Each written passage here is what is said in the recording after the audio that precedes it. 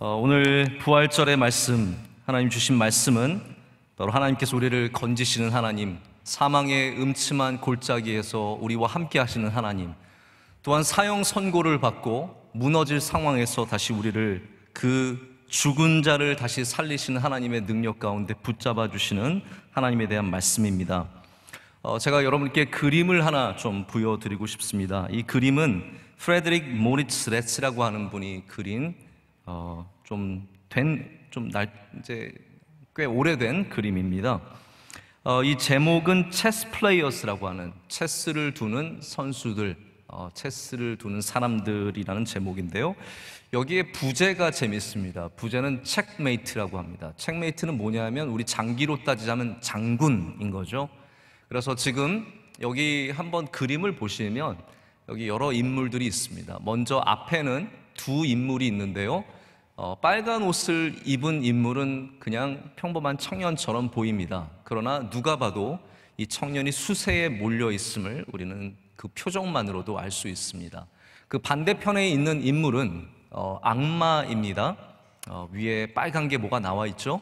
이 악마는 검은 말을 부리고 있는데 이 검은 말들은 벌써 체스판을 덮었고 그리고 모든 중요한 자를 차지했고 이제는 왕의 목숨을 뺏을 그 마지막 수를 남기고 있습니다. 그러나 우리가 한 가지 염두에 두어야 할 것은 그 중앙에 잘 보이지는 않지만 희미하게나마 거기에 천사가 있다는 것이죠. 이 그림은 앞으로의 상황이 어떻게 될지 굉장히 우리로 궁금하게 합니다. 악마가 이길지, 아니면 청년이 포기할지, 아니면 저기서 천사가 어떠한 훈수를 두어서 무슨 일이 일어날지 굉장히 우리를 궁금하게 하는 그런 그림입니다. 여기에 관한 흥미로운 이야기가 있습니다. 1888년에 미국의 뉴올린즈 출신의 폴 몰피라고 하는 사람이 버지니아의 리치몬드를 방문하게 되었습니다. 모피라는 사람은 굉장히 오래전의 사람이지만 지금까지도 미국에서 체스의 전설적인 인물로 남아져 있는 사람입니다.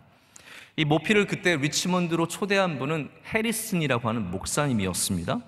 이 목사님이 굉장히 부유한 그런 가정이었나 봐요. 그래서 큰 서재를 갖고 있었는데 마침 서재에 이 그림이 걸려 있었다고 합니다. 모피가 들어가면서 이 그림을 보고 흥미를 갖기 시작했습니다. 그리고 이 상황을 보면서 더욱더 관찰을 하기 시작했습니다. 뚫어져라 보던 이 모피가 물었습니다. 목사님, 이 그림의 제목이 무엇입니까? 그러자 목사님이 체크메이트예요. 장군입니다. 이제 상황이 거의 다 끝나는 거죠. 그러자 이분이 한참을 보다가 이렇게 제안을 했습니다. 자, 제가 이걸 가만히 보니까 여기 길이 있을 것 같아요. 저는 이게 끝났다라고 생각하지 않습니다. 그래서 제가 이 판 그대로 한번 떠보겠습니다. 이 상황 그대로 재현을 한 다음에 내가 청년의 위치에서 뚜어보고 그 다음에 아주 다른 잘하는 전문가가 악마의 위치에서 한번 뚜어봅시다. 어떻게 되는지 봅시다 라고 해서 여러 체스 선수들을 불러서 경기를 했는데 흥미로운 것은 그 모든 경기에서 모피가 다시 열세를 극복하고 이겼다는 거죠. 이 이야기는 해리슨 목사님이 1888년에 한 체스 신문에 이 이야기를 기고함으로써 우리에게 알려지게 되었습니다. 그때 그 제목이 이거예요. The king still has one more move. 왕은 아직도 수가 남아있다라는 그런 제목이었다고 합니다. 왕에게는 여전히 능력이 있습니다. 그래서 우리는 우리의 왕이신 하나님은 절대로 끝나 보이는 게임일지라도 끝난 것이 아니라는 거죠. 여러분, 복음이라는 것이 무엇이겠습니까? 굿뉴스, 우리가 믿는 이 복음이라는 것은 신학적으로도 많은 설명을 할 수 있겠지만 사실은 이게 끝난 것 같지만 끝난 게 아니라는 게 복음이거든요. 부활절의 은혜는 다 끝난 것 같은 죽음의 그 순간에도 사실은 끝나지 않았다는 것이 우리에게 던져주는 복음의 메시지입니다. 아니, 끝난 곳에서, 생명을 잃은 그곳에서 다시 하나님을 만나고 절망에서 소망과 희망으로 바뀌는 것이 바로 이 복음과 부활절의 메시지라는 것이죠. 우리의 모든 연약한 곳에서 우리 그리스도인들이 절망하고 무너지지 않는 이유는 모든 사람에게는 끝처럼 보여도 우리는 그곳에서 예수님을 만나기 때문입니다. 우리 신약 성경을 읽어보면 부활의 메시지를 모든 곳에서 찾을 수 있습니다. 부활의 메시지는 부활의 이야기를 전하는 곳에서도 나타나지만 소망의 메시지는 다 부활의 의미를 함축하고 있습니다. 모든 곳에서 부활의 의미가 암시되고 있습니다. 우리의 죄의 문제를 다룰 때 특별히 우리는 부활 그 메시지 없이는 죄를 다룰 수가 없습니다. 우리가 예수 그리스도와 함께 십자가에 못 박히고 주와 함께 다시 살 때 우리는 옛 자아를 버리고 주님 안에서 새로운 생명을 얻게 되는 것이죠. 이 모든 것이 부활의 메시지입니다. 우리에게 소망이 있는 것은 우리가 특별한 존재가 아니라, 그래서가 아니라 바로 하나님께서는 그 마지막의 순간에 우리를 변화시킬 수 있으신 분이라는 그 믿음 때문이라는 겁니다. 그래서 사람이 피와 살이 없이 존재할 수 없듯이 기독교는 이 십자가와 부활 없이는 존재할 수 없습니다.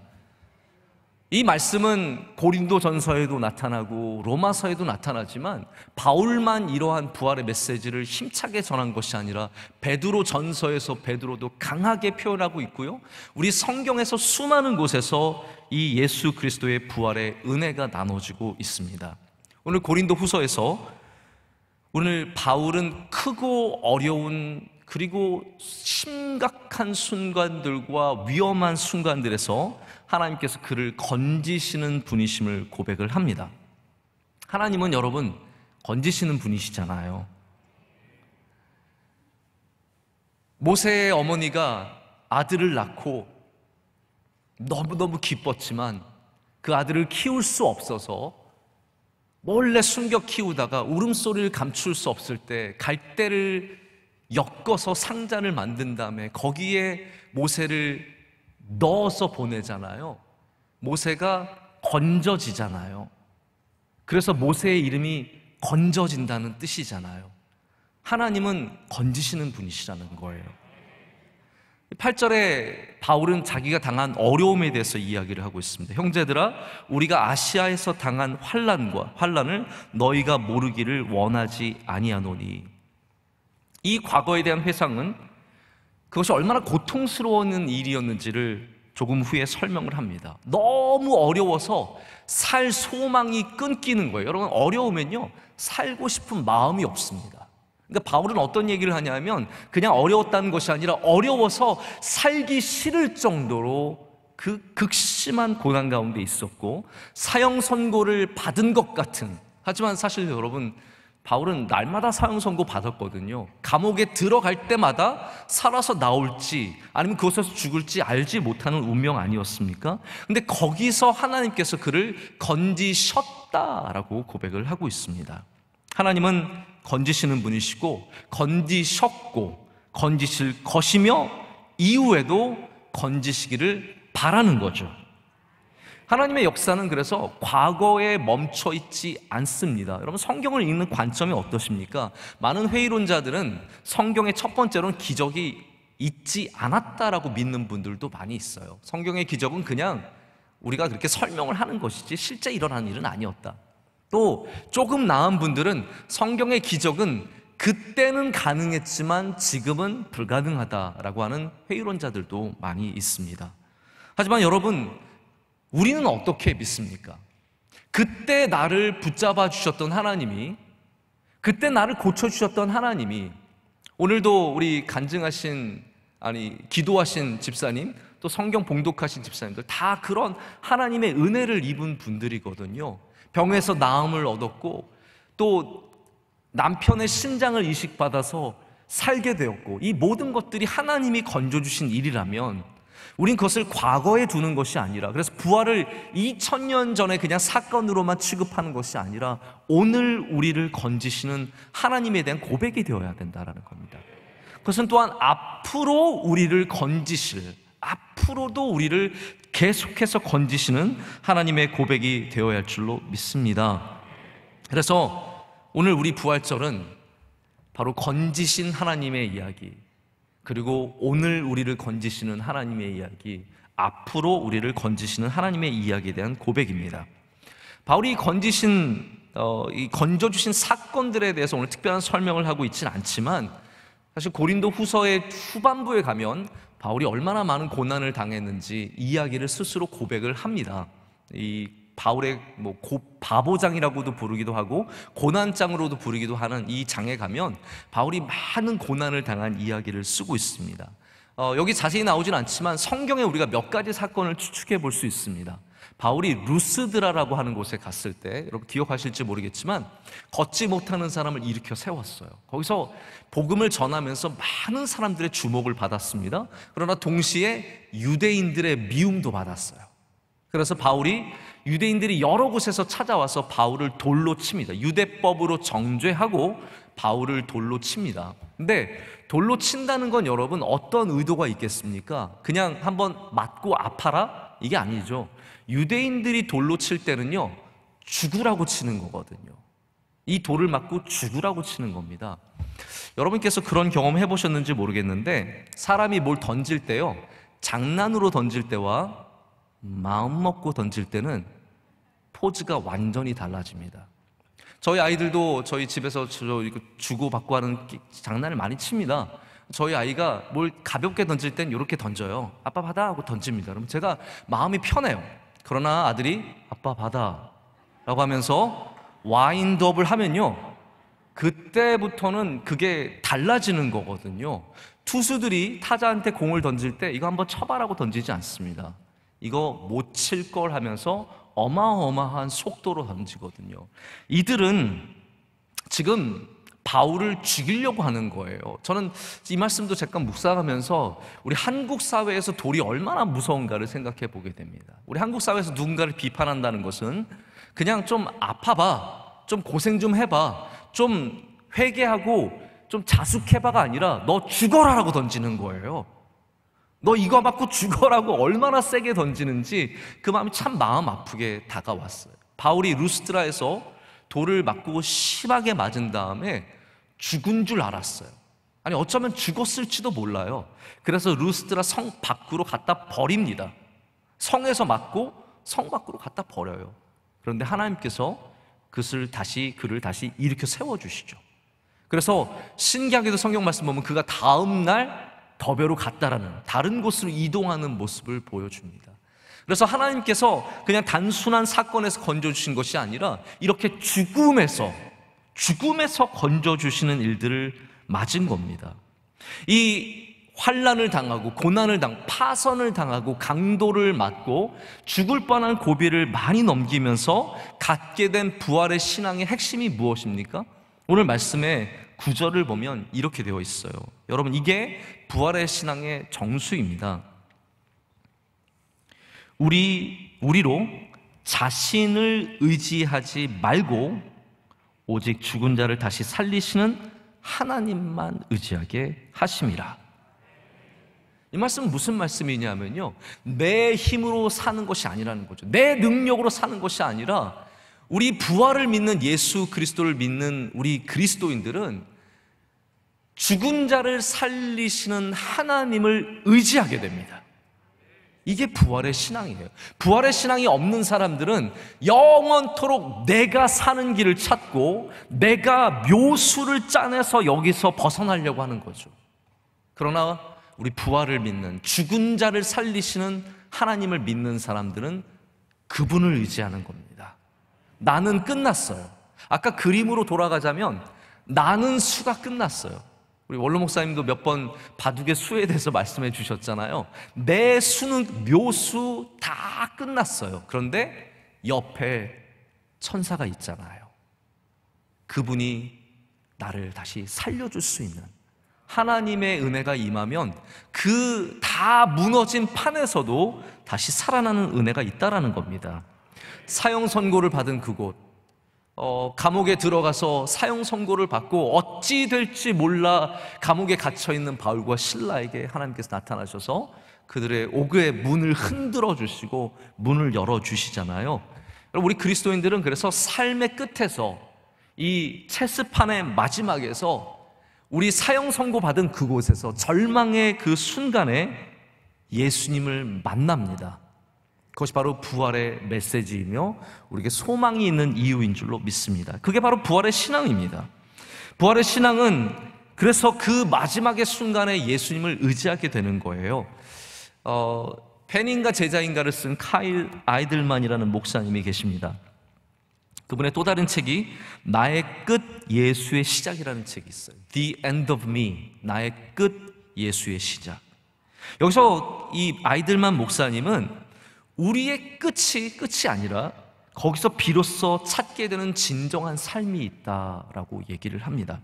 근데 이분이 이 책을 쓰게 된 계기가 있습니다. 한 번은 어떤 청년을, 어떤 남성을 이렇게 상담한 후에 그런 마음이 들었어요. 내가 좀 물어볼 게 생겼다. 그래서 페이스북에 들어가서 그 페이스북에 있는 친구들에게 좀 설문에 답해달라고, 이 질문에 답해달라고 요청을 했습니다. 그 질문이 뭐였냐면 괄호를 치고 어떨 때, 어떠할 때 예수님의 실제를 만났다라고 써놓고 이 괄호를 채워달라고 부탁을 했습니다. 거기에는 수많은 구체적인 답들이 올라왔다고 합니다. 한번 여러분들도 생각해 보세요. 여러분들은 언제, 어떨 때 예수님을 만나셨습니까? 예수님의 실제를 만나셨습니까? 아마 어떤 분은 좌절과 절망 속에 기도할 때 예수님을 만난 분들이 계실 거고, 병중에 계실 때 예수님을 만난 분들도 계실 거고, 도망칠 때 예수님을 만난 분들도 계실 거예요. 아마 그런 이야기들이 여기 모인 것 같습니다. 그래서 이분의 이야기에는 이런 이야기들이 나와요. 어떤 분은 이렇게 쓰셨어요. 말기암으로 몇 개월밖에 살지 못한다는 청천벽력 같은 통보를 받았을 때, 남편이 다른 여자와 바람나서 집을 나갔을 때, 우울증이 참기 힘들 만큼 깊어졌을 때, 30년 동안 청춘 바쳐 일했던 직장에서 아무 대책도 없이 쫓겨났을 때, 병원에서 신부전이란 이유로 낙태를 권했을 때, 그때 나는 처음 밤새도록 기도했고 지금 내 딸은 23살이다 이런 분도 있었고요. 남편이 교통사고로 세상을 떠났을 때, 이런 글들이 있었습니다. 근데 누군가가 이런 글을 썼대요.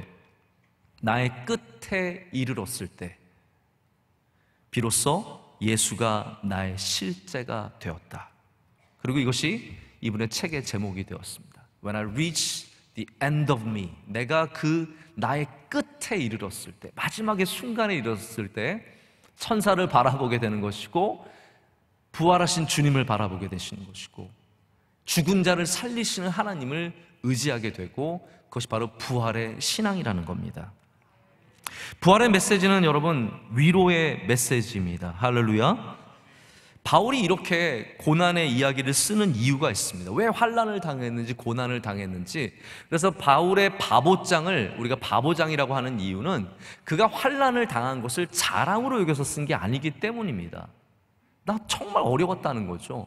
나 환난과 고난을 많이 당했고 죽을 뻔한 적이 많고 정말 강도를 만나서 두려웠고 이 수많은 어려움이 있었지만 그 가운데 하나님의 위로를 받았다는 거예요.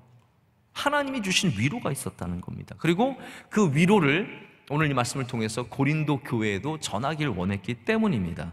우리가 읽진 않았지만 6절 말씀이 바로 그 내용입니다. 한번 보시죠. 우리가 환난 당하는 것도 너희가 위로와 구원을 받게 하려는 것이요, 우리가 위로를 받는 것도 너희가 위로를 받게 하려는 것이니 이 위로가 너희 속에 역사하여 우리가 받는 것 같은 고난을 너희도 견디게 하느니라. 아멘. 여러분 생각해 보십시오. 바울이 당한 고난을 줄줄이 이야기하는 이유가 자랑이 아니라 그것이 위로가 되기 때문이에요.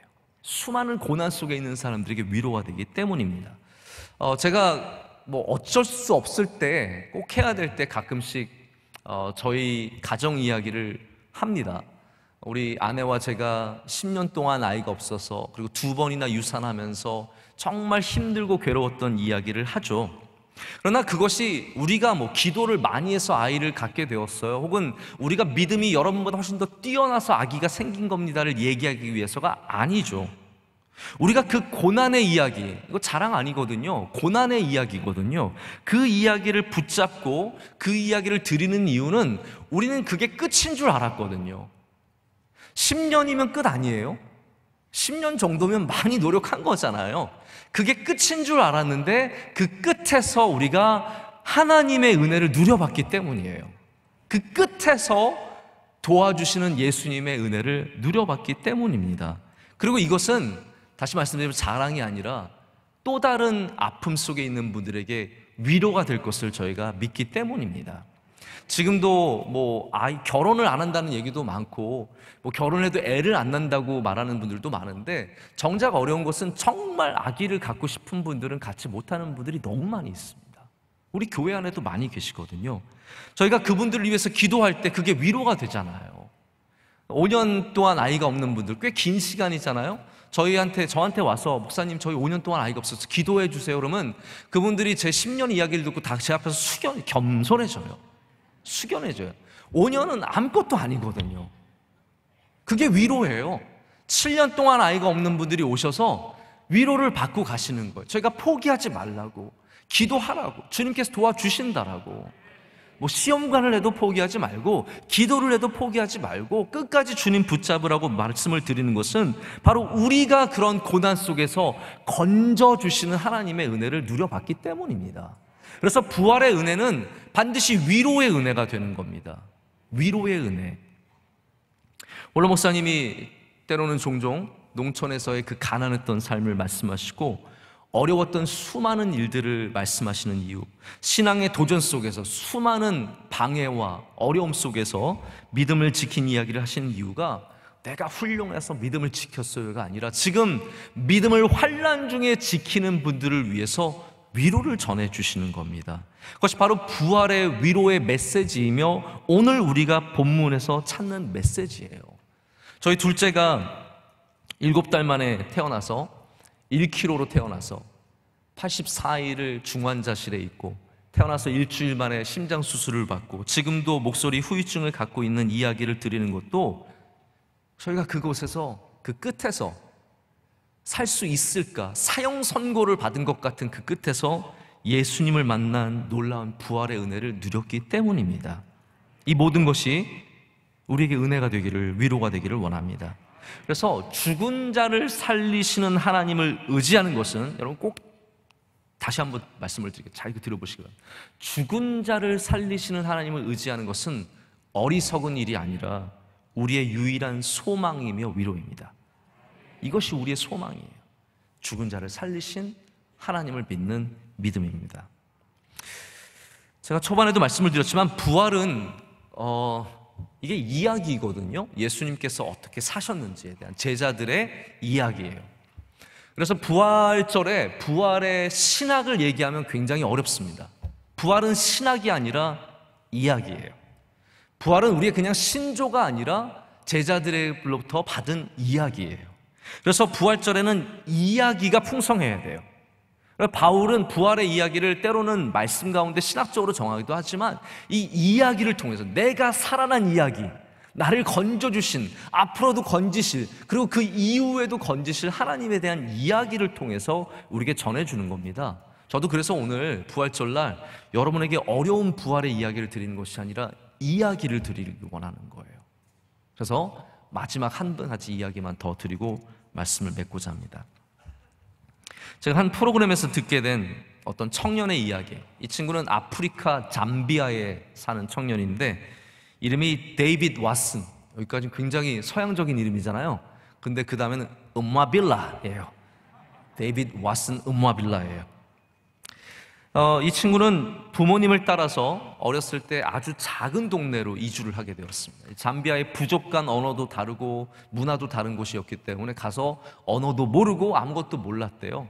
근데 이 낯선 곳에서 이 음마빌라라고 하는 친구가 평생에 함께 갈 너무 좋은 친구를 만납니다. 여자인데 예뻐요. 이름이 코코라고 하는 그런 예쁜 여자애를 만납니다. 그래서 함께 사랑하며 친하게 모든 유년 생활을 보내고 잘 자랐습니다. 이들이 청소년이 됐을 때 동네에서 신나게 놀고 함께 농사도 짓고 학교도 다니는 그런 친한 사이였는데 하루는 우기 때였어요. 비가 많이 오는 때였는데 밭에 비료를 주려고 함께 사촌들과 함께 밭으로 가게 되었습니다. 근데 비료 푸대가 엄청나게 크고 무거운가 봐요.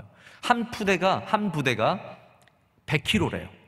아이들은 들 수가 없어서 어른들이 카트에 실어주면 이거를 끌고 가서 내려놓는 거예요. 사촌들과 함께 카트에 실어가지고 가가지고 이걸 내려놓는데 그만 코코가 너무 가깝게 서 있다가 코코의 다리 위에 떨어졌어요. 그래서 얘가 쓰러지면서 그 부대에 눌리게 됐습니다. 큰일 났어요.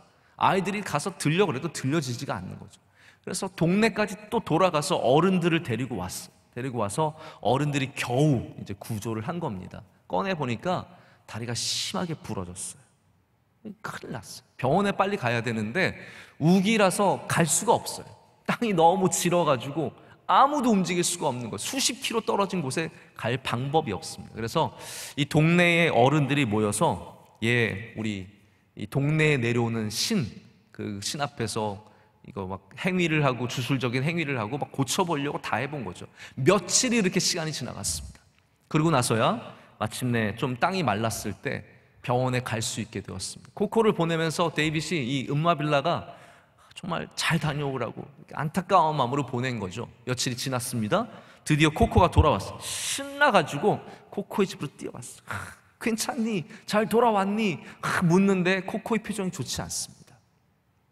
코코가 자기 다리를 보여주면서 이미 늦어서 다리를 절단했다고, 너무 오랫동안 갈 수 없어가지고 이미 다리가 다 썩고 문제가 생겨서 절단했노라고 다리를 보여줍니다.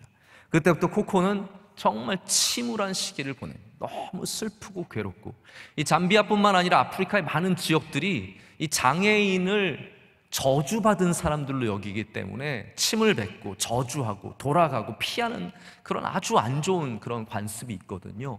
코코는 자기 자신을 탓하는 거예요. 내가 뭔가 문제가 있어서 이렇게 내게 저주가 임했다라고 자기에게 끝까지 이렇게 계속해서 너무너무 괴롭고 슬픈 거죠. 하루는 이제 학교에 가게 되었는데 음마빌라가 학교에 이제 또 다녀오게 됐어요. 학교에 다녀와서 이렇게 동네로 들어가는데 분위기가 전과 같지 않아요. 이렇게 굴뚝에 연기가 나야 하는데 연기도 없고 사람들도 잘 보이지 않고, 그래서 걱정되는 마음으로 사람들을 찾아봤는데 다 없는 거예요. 코코의 집으로 뛰어갔어요. 근데 갔더니 코코가 그 오후에 스스로 목숨을 끊고 말았습니다. 음마빌라는 전날 코코가 말해준 것이 생각이 났어요. 이렇게 말한 거예요. 내 다리가 잘리는 날 내 모든 인생도 끝났어. 지금 음마빌라라고 하는 청년은 이 이야기를 아프리카의 모든 곳에 전하고 다닙니다. 왜 그러냐고요? 왜냐하면 지금도 장애 때문에 스스로 목숨을 끊는 너무나 많은 사람들이 아프리카에 있고, 나는 끝났다, 더 이상 소망이 없다라고 생각하는 그 미신 때문에, 그 관습 때문에, 그 문화 때문에 내가 끝났다라고 하는 사람들이 너무나 많기 때문에 계몽하기 위해서 지금도 아프리카 전역을 다니면서 이 이야기를 전한다고 합니다. 여러분, 우리가 예수님의 부활의 이 소식을 전해야 하는 이유는 단순히 예수님을 전하기 위해서만이 아니라, 당연히 그것도 맞는 말씀이고 당연히 그것이 최우선이지만, 우리가 생명을 살리기 위해서, 죽어가는 생명, 나는 끝났다, 나는 이제 방법이 없다, 나는 아무것도 할 수 없어라고 말하는 사람에게 부활의 메시지를 통해서 너도 살아날 수 있다라는 것을 가르쳐주기 위해서입니다. 위로의 말씀, 이 부활의 말씀이 그래서 우리의 것만이 아니라 우리 이웃에게 전해야 하는 위로가 되어야 하고, 심지어는 우리가 알지 못하는 저 아프리카까지 전해야 되는 말씀이라는 겁니다. 여러분, 어떤 사람에게 가난은 그냥 불행이죠. 환난과 고난은 이겨내는 대상이 아니라 그냥 삶의 운명일 뿐일 때가 많습니다. 그러나 우리는 부활의 주님을 믿습니다. 부활의 주님은 바로 그곳에서 절망의 그 순간에 우리를 건지시는 하나님이 계심을, 또 건지실 것임을, 또 이후에도 건지실 것임을 우리에게 알려주고 있기 때문입니다. 여러분, 세상은 안 된다는 말 잘하거든요. 아프리카만 그런 줄 아십니까? 아니에요. 우리나라도 안 된다는 말 똑같이 합니다. 유리천장이라는 표현 있지 않습니까? 안 된다는 거죠. 보이지만 너는 못 가 예요. 유리천장이 그 표현이거든요. 위에 보여요. 그러나 너는 거기 못 가예요. 너는 여자이기 때문에 못 가고, 너는 나이가 많아서 못 가고, 너는 나이가 적어서 못 가고, 너는 못 배워서 못 가고, 너는 가난해서 못 가고, 너는 못생겨서 못 가고, 못 가는 이유가 너무 많은 거죠. 우리나라만 그런 게 아니라 최고의 선진국들도 다 이런 메시지를 갖고 있습니다. 그러나 부활은 그렇지 않다는 거예요. 부활의 메시지는 하나님께서 그 끝에서도 역사하실 수 있다는 겁니다. 그렇기 때문에 오늘 우리는 다시 부활의 메시지를 들어야 합니다. 여러분에게 하나님께서 뭐라고 말씀하십니까? 지금 나에게 하나님께서 오셔서 부활의 소식을 어떻게 전하고 계십니까? 그 음성에 오늘 귀 기울이시는 하루가 되시기를 축복합니다. 제가 말씀을 맺었는데요, 오늘 한 가지 좀 제가 더 순서를 가지려고 합니다.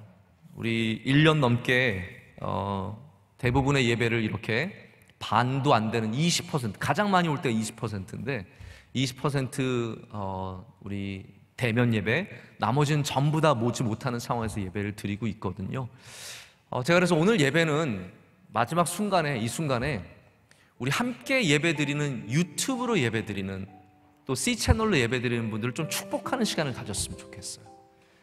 그분들이 마음속에 나는 이제 교인이 아닌가? 나는 이제 여기에 포함되지 않는가? 그런 생각 안 가지시고 여러분이 유튜브 예배를 드려도 똑같은 교인임을, 할렐루야, 우리 똑같은 우리의 형제 자매 되시고 어디에서 예배 드리시든 바로 그곳에 하나님께서 오늘 임재하시고 부활의 은혜를 주실 것을 믿고 우리가 이 시간 좀 축복을 해봤으면 좋겠어요. 지금 줌으로 예배 드리는 분들 나오실 텐데 멀리서 가까이서 또 병원에 계시고 여러 가지 이유로 못 나오시는 분들이 많지만 저희가 일부분만 이렇게 모시고 예배를 드리고 있습니다. 우리 청년대학부원들은 축복할 때 어떻게 하냐면요, 핸드폰을 꺼내시면 핸드폰에 요즘 제일 좋은 기능이 뭐냐면 후라시키는 거예요. 이거를 이렇게 켜시고, 일부 예배 때도 연세 있으신 분들이 많이 계셔서 어떻게 하실까 싶었는데 일부 예배 때도 다 핸드폰 있으시더라고요. 우리 이렇게 불을 밝히고 함께 축복하면서 우리 어느 곳에 계시든지 주님께서 여러분과 함께 하시기를 바라면서 우리 축복성 함께 찬양하겠습니다. 때로는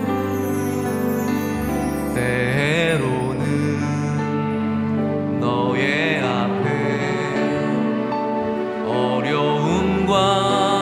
아픔 있지만 담대하게 주를 바라보는 너의 영혼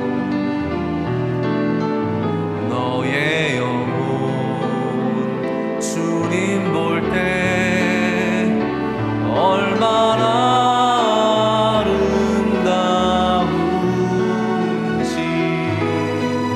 너의 영혼 통해 큰 영광 받으신 하나님을 찬양. 오 할렐루야. 옆에 분들 축복하겠습니다. 너의 영혼 통해, 너의 영혼 통해 영광 받으신 하나님을 찬양. 오 할렐루야.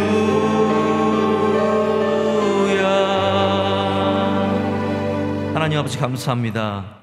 오늘 우리를 건지시는 하나님께서 또 건져주시고 앞으로도 이후에도 우리를 건져주실 줄로 믿습니다. 부활의 그 메시지, 그 부활의 기쁜 소식을 우리가 마음에 담고 소망을 갖고 또 온 세상의 위로와 소망을 전하는 주의 백성들이 다 되게 하여 주시옵소서. 예수님의 이름으로 기도드립니다. 아멘.